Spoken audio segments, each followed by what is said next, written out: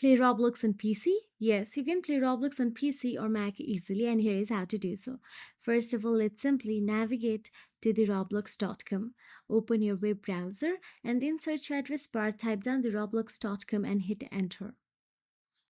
Once inside the roblox.com, all you have to do is look for the game you want to play.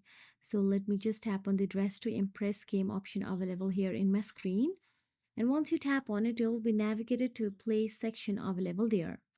Tap on the play button available. Once you tap on it, it clearly says that you need Roblox app in order to play this game. Download the Roblox app from a Roblox browser. So the download has been started. Wait for a while for a download to be completed. Here you can see it says double click to install it. Simply double click on the Roblox app and install it to your device. Follow on-screen instructions to install it. Allow the options it shows. And wait for a while for the Roblox to be started. Now all you have to do is tap on the sign in button available there and sign into your Roblox account. Once signed in, tap on the play option available there and your game will start loading.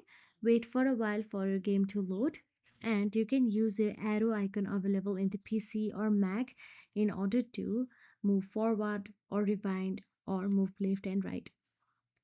And that is it.